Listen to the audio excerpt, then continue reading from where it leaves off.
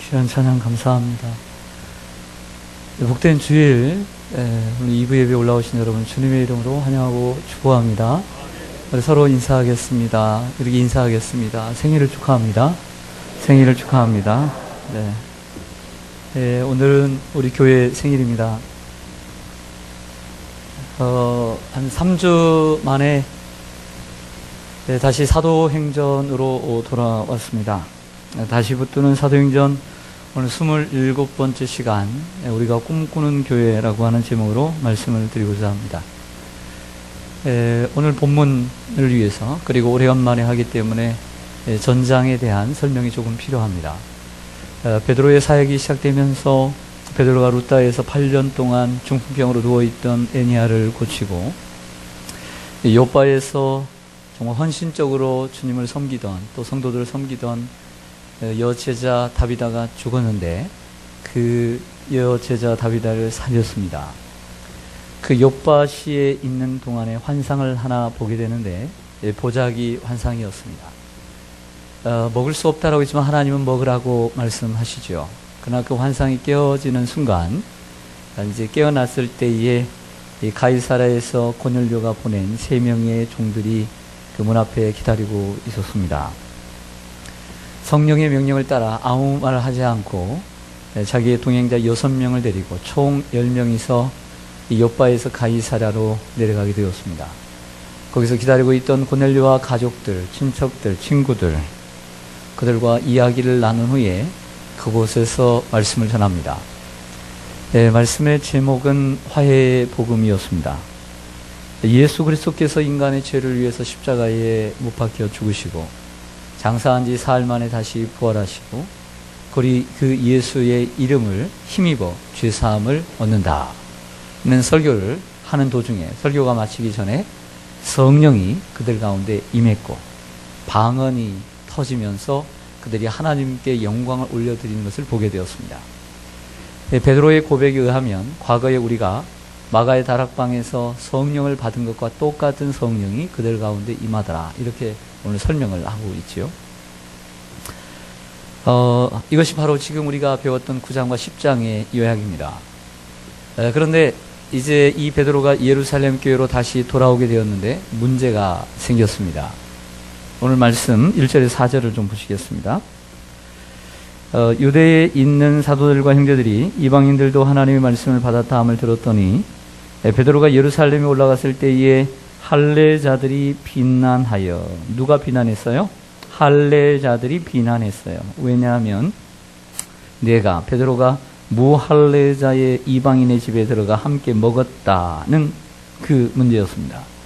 이에 베드로가 그들에게 이 일을 차례로 설명했더라 라고 하는 내용입니다. 저를 보시죠. 베드로가 이방인인 고넬료를 만나 말씀을 전하고 여러 날을 함께 유하면서 그들과 함께 어울려 먹고 마셨습니다. 이러한 사실이 입소문을 통해 예루살렘 교회에 전파가 됐는데 문제가 생겼습니다. 할례자들이 문제를 짚고 간 것입니다. 어떤 문제냐? 베드로가 어떻게 이 무할례자들, 이 할례받지 않은 이방인들과 함께 먹을 수가 있느냐라고 하는 말로 힐난했다, 비난했다라고 말하고 있습니다. 이 말을 들은 베드로는 사건의 이 전말을 아주 자세하게 순서대로 설명을 하고 있습니다. 그 설명의 내용이 5절부터 17절이고요. 우리가 읽은 마지막 18절은 이에 대한 할례자들의 반응으로 오늘 본문은 구성되어 있습니다. 여기서 우리가 먼저 본문으로 들어가기 전에 여기에 힐난했던, 비난했던 할례자들이 누구인가를 짚고 넘어갈 필요가 있습니다. 여기 할례자들은 누구일까? 어떤 신학자는 말하기를 예수를 믿는, 예수를 영접한 그리스도인들과 대조되기 위해서 할례자들이라고 이름을 했다라고 하면서 예수를 안 믿는 유대인들이다, 이렇게 얘기하는 사람도 있지만 저의 생각은 전혀 다릅니다. 여기에 베드로를 비난한 할례자들은 예수님을 영접한 유대인들입니다.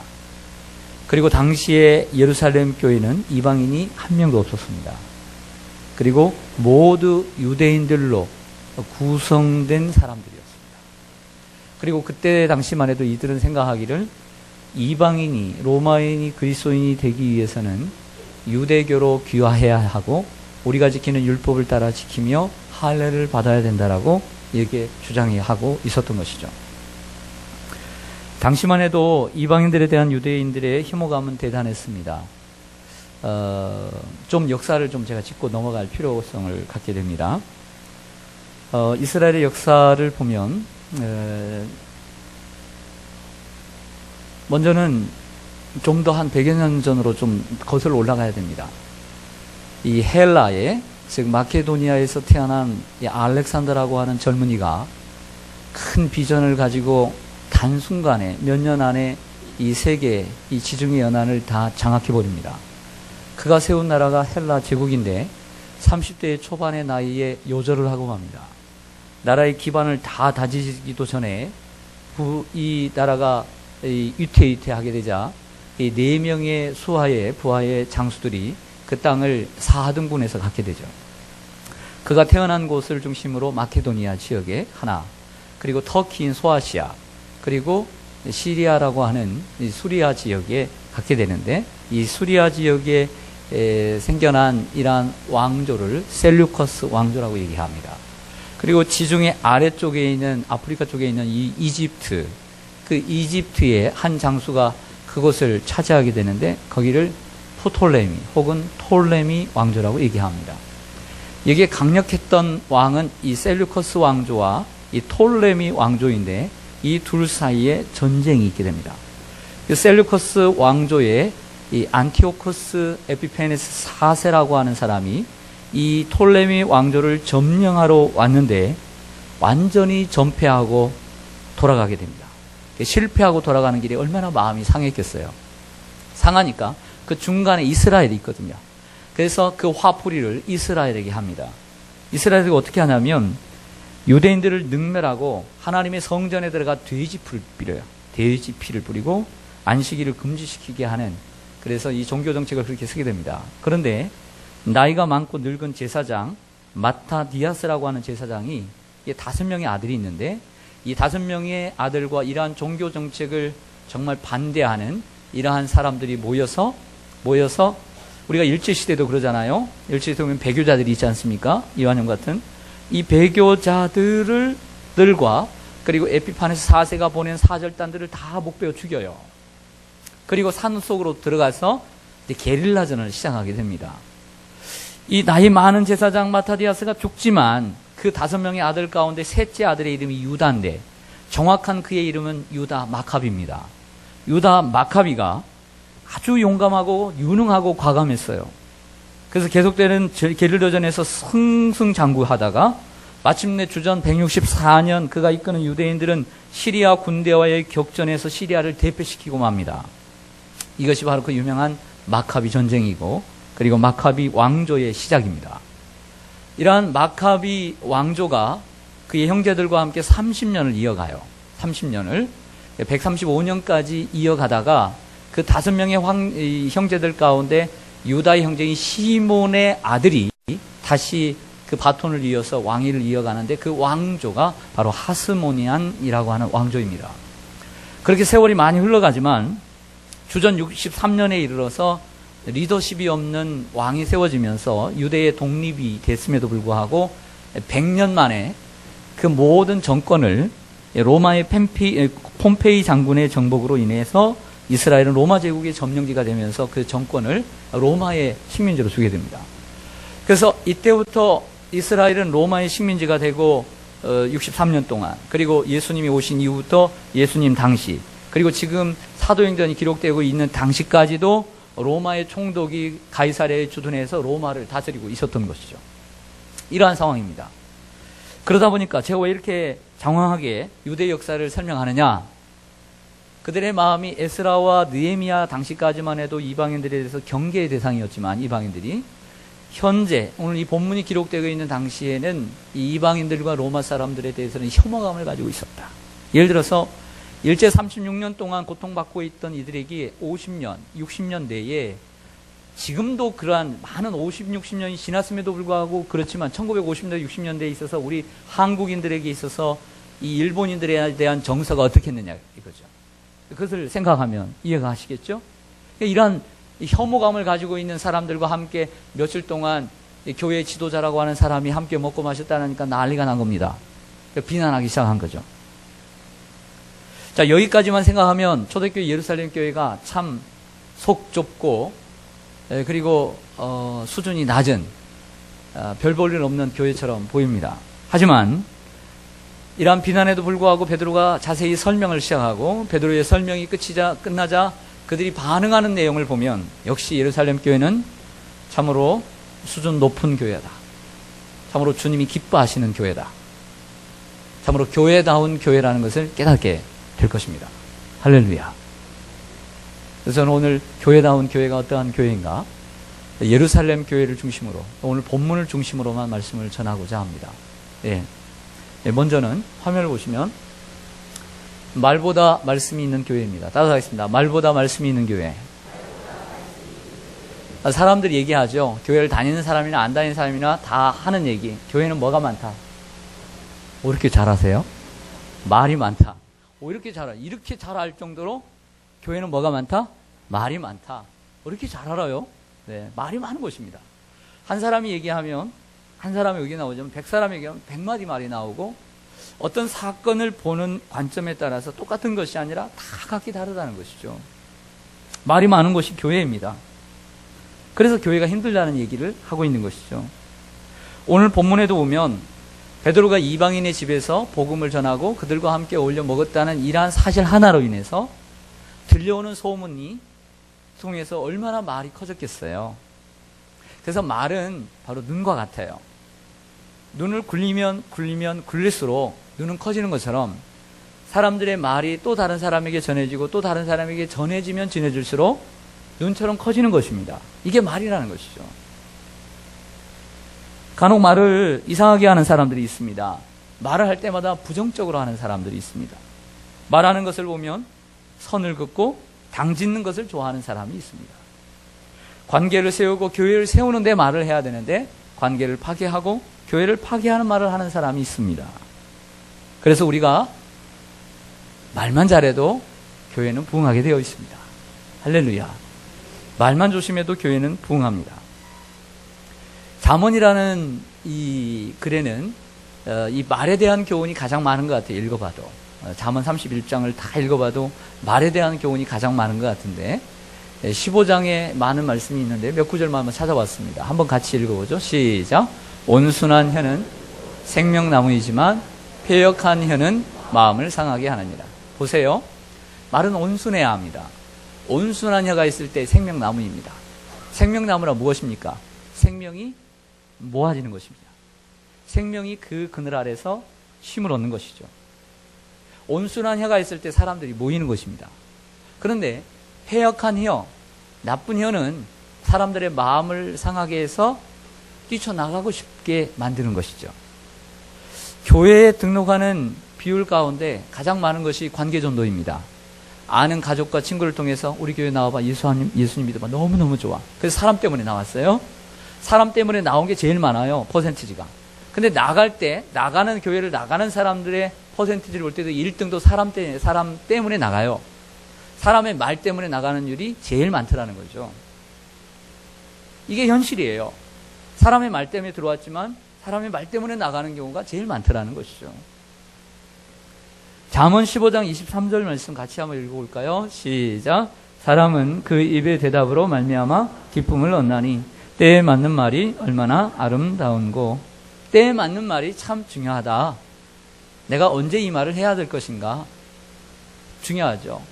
그래서 잠언 25장 11절 10장을 좀 뛰어넘어서 이런 유명한 말씀이 있죠. 시작. 경우에 합당한 말은 아로새긴 은쟁반의 금사과니라 라고 말씀하고 있습니다. 경우에 합당한 말. 사도 바울도 교회를 향해서 이런 말씀했습니다. 에베소서 4장 29절입니다. 같이 읽겠습니다. 시작. 무릇 더러운 말은 너희 입 밖에도 내지 말고 오직 덕을 세우는데 소용되는 대로 선한 말을 하여 듣는 자들에게 은혜를 끼치게 하라. 보시면 사도 바울은 뭐라고 했냐면 더러운 말, 누추한 말은 입에도 내지 말라는 거예요. 어떤 말을 해야 되느냐? 덕을 세우는 말. 나 목사님이 정직한 말인데요. 정직한 말도 덕을 세우지 못하는 말이 있어요. 아무리 바른 말도 덕이 안 되는 게 있어요. 사람에게 덕이 안 되고 교회에 덕이 안 되고 구역에 덕이 안 되고 기관에 덕이 안 되는 게 있어요. 그러면 덕이 안 되면 아무리 정직하고 바른 말이라도 하지 말아야 돼요. 덕이 있는 말을 해야 합니다. 또한 선한 말을 하여 듣는 자들에게 은혜를 끼치게 하라. 아무리 바른 말이라 할지라도 내가 이 말할 때 그 사람들에게 은혜를 주고 감격을 주고 감동을 주는 말을 해야 된다는 거죠. 선한 영향력을 끼치는 말을 해야 된다는 것이죠. 그런 말씀을 하고 있습니다. 예루살렘 교회는 분명히 사람들의 말이 있었지만 이 말보다 하나님의 말씀이 그 위에 계셔서 그 말씀이 다스리고 통치하는 이러한 교회였습니다. 할렐루야. 이런 교회가 되어야 될 줄로 믿습니다. 두 번째로 예루살렘 교회는 의심과 비난보다 포용과 이해가 있는 교회였습니다. 따라서 하겠습니다. 의심과 비난보다 포용과 이해가 있는 교회. 베드로의 소문을 듣고 유대인 그리스도인들은 비난하기 시작했다고 했죠. 예루살렘 교회 기둥과 같은 지도자인 베드로가 비난의 대상이 된 걸 보면 이러한 지도자나 목회자도 비난의 대상에서 예외가 될 수 없다는 것을 알게 됩니다. 자, 여러분, 이러한 소문은 베드로를 의심케 만들었을 것입니다. 우리의 지도자로 생각했던 베드로, 같은 유대인인 줄 알았는데 우리하고 생각이 다른가 봐. 이상하네, 이 사람. 우리하고 함께 할 사람이 아닌 것 같은데. 이런 의심이 생기고 그런 의심이 비난을 가져오게 되는 것이죠. 그러나 여러분, 이러한 비난과 의심은 사람을 바르게 세우지 못합니다. 여러분들의 가정에 자녀가 있지요? 그 자녀를 키운다고 한번 가정해 봅시다. 다 키웠을 것입니다. 키운 분도 계시고 키우신 분도 계시고. 한 자녀를 키우기 위해서 늘 자녀를 의심하고 비난한다고 하십시다. 야, 1시간 동안 공부해라. 내 문 닫고 들어갔어요. 이제 딱 들어갔더니 공부하는 척 하는데 공부했는지 안 했는지 모르잖아요. 뭐라고 하죠? 일단, 너 공부했어? 혹시 핸드폰 한 거 아니야? 딴짓 한 거 아니야? 의심을 합니다. 그리고 애가 뭐 잘못하면 잘못한 거 하나하나 비난을 하기 시작합니다. 여러분들 눈에는 자녀의 잘못한 것이 보여요, 안 보여요? 다 보여요. 안 보이는 게 없어요. 그래서 하나하나 그때그때마다 비난한다고 하십시다. 자녀가 어떻게 할까요? 그렇게 키우셨습니까? 그렇게 키우지 않았잖아요. 한 생명을 키우기 위해서는 부모의 마음은 참고 견디는 마음이 있어야 하는 것입니다. 도리어 비난하고 싶을 때도 있고 지적하고 싶을 때도 있고 막 하려고 싶을 때도 있어요. 그러나 부모의 마음은 그 자녀가 바르게 성장할 수 있도록 될 수 있어서는 포용하려고 노력하는 거예요. 이해하려고 노력하는 거예요. 그럴 수 있지. 한창 때인데. 그리고 관용하죠. 지적하고 혼내고 싶을 때도 있지만 너그러워지는 거예요. 그렇게 키우는 거예요. 그렇게 키울 때 자녀가 바르게 자라는 것이죠. 용서를 받고 큰 애는 용서할 줄 알게 됩니다. 사랑을 받고 큰 애는 사랑을 주는 방법을 깨닫게 됩니다. 그러나 비난받고 큰 아이는 커서 또 비난합니다. 학대를 받고 큰 아이는 후에 결혼해서 자기가 낳은 친자녀임에도 불구하고 학대합니다.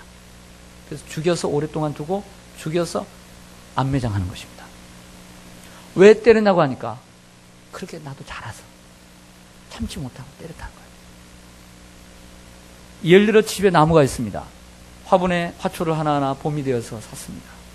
여름에 가는데 그 가지와 이파리가 말라갑니다. 이파리 하나가 말라가고 가지가 말라갑니다. 어떻게 해야 되죠? 떼버려야죠. 뗄까요?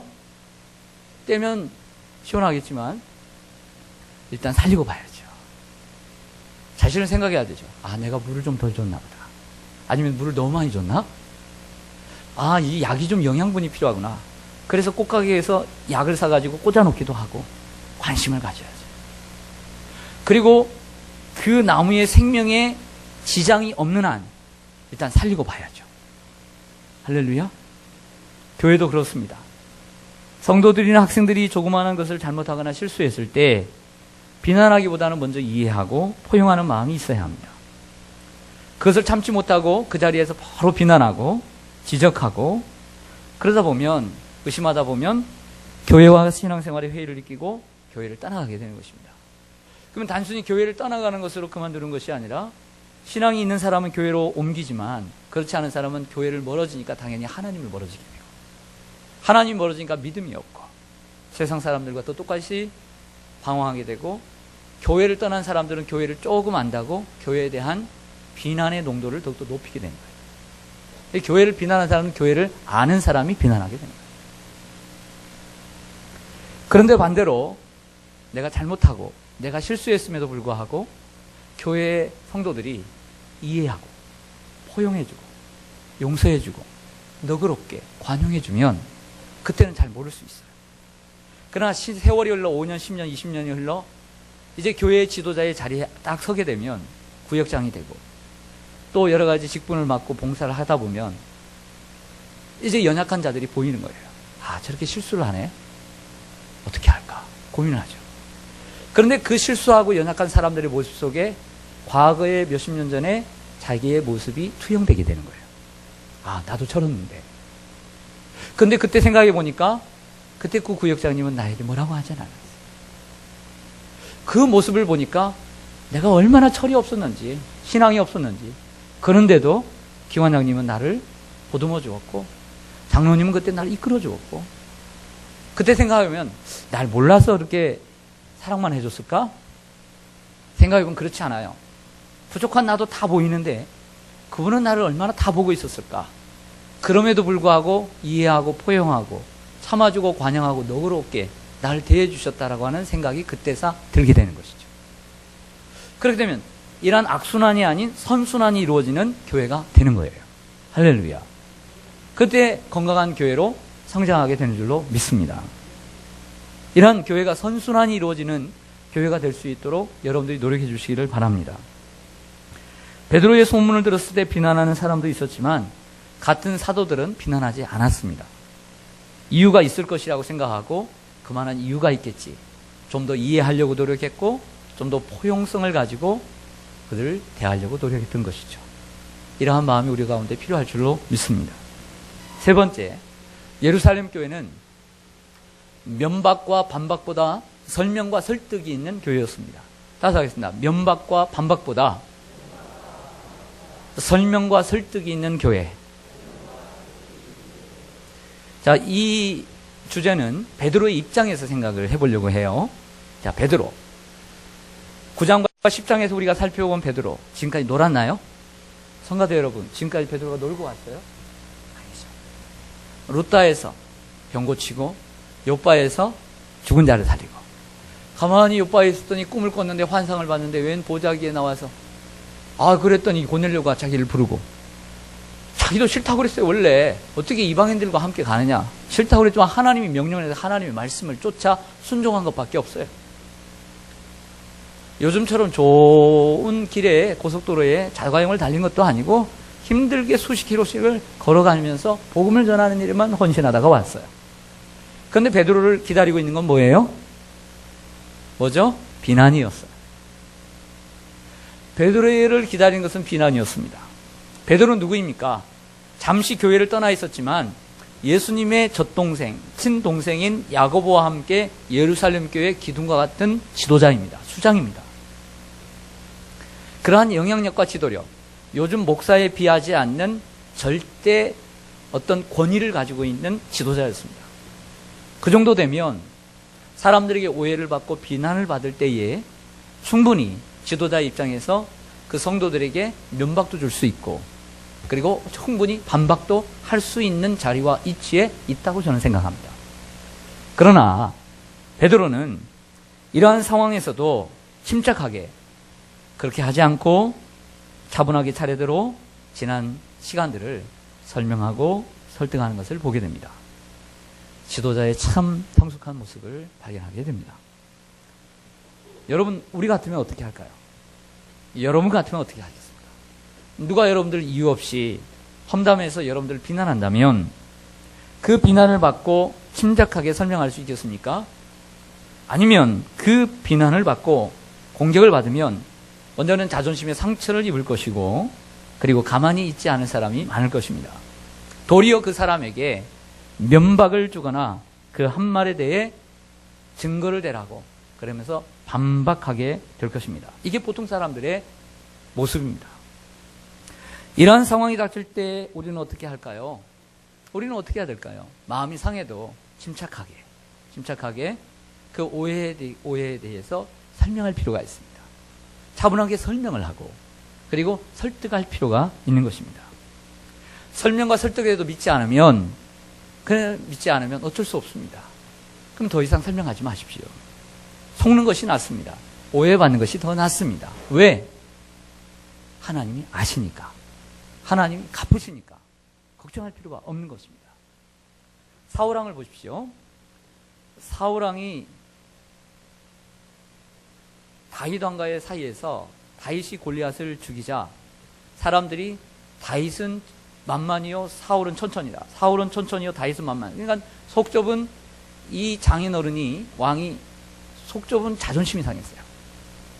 그래서 이 다윗을 미워하는데 자꾸 그 중간에 있는 베냐민 지파와 사울에 있는 사람들이 거짓말을 이 눈덩이처럼 만들어내는 거예요. 몇 번 죽이려고 하니까 요나단과 계약을 맺고 언약을 맺고 도망을 치죠.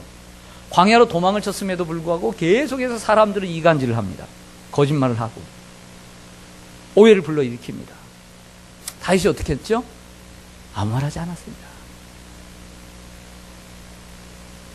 그냥 그렇게 속았습니다. 하나님이 아시죠. 그리고 단 몇 번에 걸쳐서 사울왕이 직접 쳐들어와서 동굴 속에서 볼일을 볼 때 칼로서 그 옷자락을 살짝 잘랐습니다.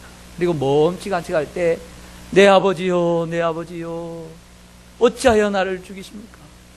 당신의 옷자락이 여기 있습니다. 내가 당신을 죽이려면 얼마든지 죽일 수 있었습니다. 어찌하여 주변의 그 사람들의 거짓말을 듣고 나를 이렇게 오해하십니까? 사람이 설득해야 되고 설명해야 되는 때는 있어요. 그때는 해야 되죠. 하지만 항상 할 필요 없어요. 하나님은 그걸 아시고 자신이 갚지 않고 하나님이 갚으셨어요. 그리고 왕위에 오르게 되었습니다. 교회 안에는 말이 많고 그리고 오해와 이러한 비난을 받을 때가 있습니다. 그리고 얼마든지 여러분도 할 말이 있을 것입니다. 그러나 반박하거나 면박을 주지 말고 될 수 있으면 설명하고 설득해서 아름다운 화합을 만들어내야 될 줄로 믿습니다. 그것도 안 된다면 도리어 오해를 도리어 받고 더욱더 속는 것이 나은 것입니다. 왜? 하나님이 아시니까. 네 번째로 예루살렘 교회는 이런 교회였습니다.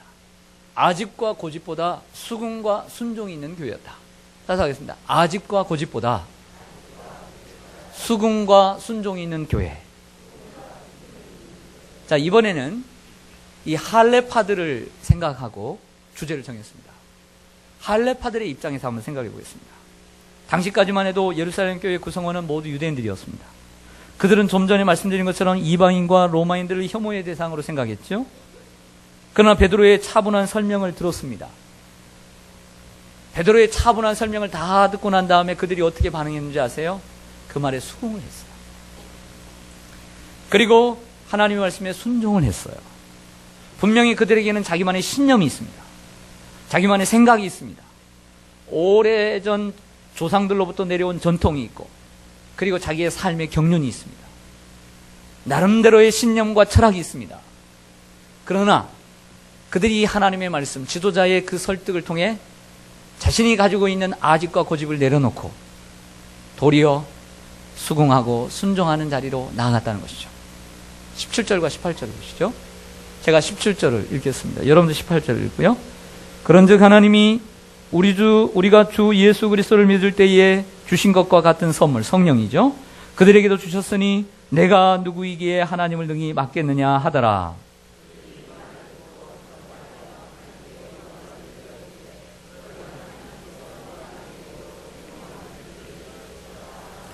아멘. 17절은 사도 베드로가 설명하는 마지막 구절입니다. 그때 상황이 이렇게 되었다. 그들도 성령을 받더라. 그러니 내가 누구이기에 나 같은 사람이 하나님을 능히 막을 수 있겠느냐, 이렇게 얘기를 하니까 마지막 18절은 이 할례자들의 반응이에요. 그들이 이 말씀을 듣고 잠잠합니다. 자신을 돌아보는 거죠. 어떻게 할까? 결국 하나님께 영광을 돌려, 그리고 하나님께서 이방인에게도 생명 얻는 회개를 주셨도다. 동의하는 거죠. 할렐루야. 교회는 자신의 아집과 고집을 지켜가는 것이 아닙니다. 하나님의 말씀에 수긍하고 순종하는 것입니다. 세상의 수많은 전통과 여러분들이 세상에서 갈고 닦은 여러 가지 기반과 여러 가지 수많은 책들을 읽고 여러분들이 배운 지식을 통한 철학과 신념이 있을지라도 그 신념을 가져와서 교회에 펼치는 것이 아니라 하나님의 말씀 앞에 수긍하고 그 하나님의 말씀에 순종하며 나가는 곳이 바로 교회라는 것이죠. 할렐루야. 이것이 바로 교회다운 교회입니다. 마지막으로 오늘 본문이 보여주고 있는 예루살렘 교회는 차별이 없는 교회입니다. 따서 하겠습니다. 차별이 없는 교회. 베드로의 애가 본 요바에서 본 환상은 9장에서도 설명이 잘 되어 있었죠. 10장에서 설명이 잘 되어 있었습니다. 그런데 오늘 11장에서도 설명을 하는 가운데 이 하늘에서 큰 보자기가 내려온 이 환상에 대해서 설명을 아니할 수가 없었어요. 큰 보자기가 내려오는데 그 보자기 속에는 들짐승과 기어다니는 짐승과 날아다니는 날짐승 새들이 있습니다. 근데 가만히 보니 율법에 기록된 부정한 것들만 들어있는 거예요. 먹지 못하는 부정한 것들. 받아 먹으라니까 못 먹어요. 다시 먹으라. 못 먹어요. 다시 먹으라. 못 먹게. 네가 누구에게 내가 하라면 하지 하고 하나님께서 이렇게 하고 꿈이 깨어나. 그러더니 골리노가 보낸 세 사람이 와 있더라는 것입니다. 그때까지만 해도 이 보자기에 담겨진 이 부정한 동물들이 뭔지를 몰랐어요. 그러나 가이사랴의 고넬료를 만나고 난 다음에 고넬료의 이야기를 듣고 그게 그 고넬료의 꿈의 이야기를 듣고 난 다음에 그때서야 깨달았습니다. 이 보자기에 담겨진 부정한 이 짐승들은 유대인들이 생각하고 있었던 것처럼 단순한 짐승이 아닌, 단순한 부정인 짐승이 아닌 바로 이방인들이었던 거죠. 이 부정한 것, 유대인들이 생각하고 있던 깨끗한 것은 자기들이고 이 부정한 짐승들이 바로 이방인이다, 로마인이다 라고 하는 것을 그때 깨닫습니다. 그래서 사도행전 10장 33절과 34절과 35절을 한번 보겠습니다. 같이 읽겠습니다. 시작. 베드로가 입을 열어 말하되 내가 참으로 하나님은 사람의 외모를 보지 아니하시고 각 나라 중 하나님을 경외하며 의를 행하는 사람은 다 받으시는 줄 깨달았도다. 아멘. 깨달았도다. 뭘 깨달았느냐? 34절에 보면 하나님은 내가 참으로 하나님은 사람의 외모를 보지 않는다는 것을 내가 그때 깨달았다. 즉 결과적으로 이 보자기에 담겨진 부정한 짐승들은 이방인이었다라고 하는 것을 깨달았다는 것입니다. 하나님 그 이방인들까지도 포용한다. 레캄이라고 하는 유명한 신학자는 이런 말을 했습니다. 베드로가 본 큰 보자기는 모든 인종과 계층들을 어떤 차별도 전혀 없이 담고 있는 교회다. 이 보자기는 인종과 차별 없이, 인종과 계층들을 어떤 차별도 전혀 없이 포용하고 있는 교회다. 와, 바로 교회인 거죠. 교회는 이처럼 차별이 없는 교회여야 된다. 이것을 보여주는 것이 오늘 본문의 말씀입니다. 구약의 교회는 적어도 유대인들의 교회일 수 있었지만 예수 그리스도께서 이 땅에 오셔서 십자가에 죽으시고 부활하시고 주님이 피로, 그 피로, 내 피가 아닌 주님의 피로 값주고 사신 적어도 신약 교회는, 주님이 원하시는 바로 그 교회는, 주님이 기뻐하시는 바로 그 교회는 바로 차별이 없는 교회였다는 것이죠. 할렐루야. 그런데 우리가 세운 교회가 아닌 주님이 세운 교회인데 우리가 차별을 둔다면 그런 주님의 교회가 아니고 인간의 교회고 내 교회가 되는 거죠. 사랑하는 성도 여러분, 우리 교회가 이 건물 지하, 우리 매일 새벽기도 드리는 지하, 우리 아이들이 예배하는 그 공간에서 1987년 4월 5일 날 시작이 됐다고 합니다. 저는 그때 당시에는 없었고 저는 95년도부터 있었는데 참 하나님의 은혜 가운데 아픔을 딛고 우리 교회가 시작된 지 이번 주간이 만 29년이 되었습니다. 네, 우리 29살이 된 거죠. 참 우리 수고하신 우리 장로님들, 헌신하신 장로님들과 우리 또 중직자들, 성도님들, 또 그 후에 들어왔을지라도 함께 한 교회를 한 마음으로 섬겨주신 우리 온 성도님들에게 감사드리고, 29살 먹은 우리 교회가 사실은 교회는 많습니다. 또 교회는 사실 말씀이 있는 교회, 예배가 있는 교회, 기도가 있는 교회, 찬양이 있는 교회, 선교가 있고 봉사가 있고 구제가 있고, 이게 교회입니다. 이거 정말 중요한 교회예요. 이거 너무 중요하죠. 이게 기본이에요. 네, 우린 이걸 꼭 지켜가야 합니다. 할렐루야. 그런데 여러분들이 잘 알고 있는 이런 교회들이 있지만, 자, 이런 교회들은 당연히 여러분들이 마음속에 새겨야 돼요.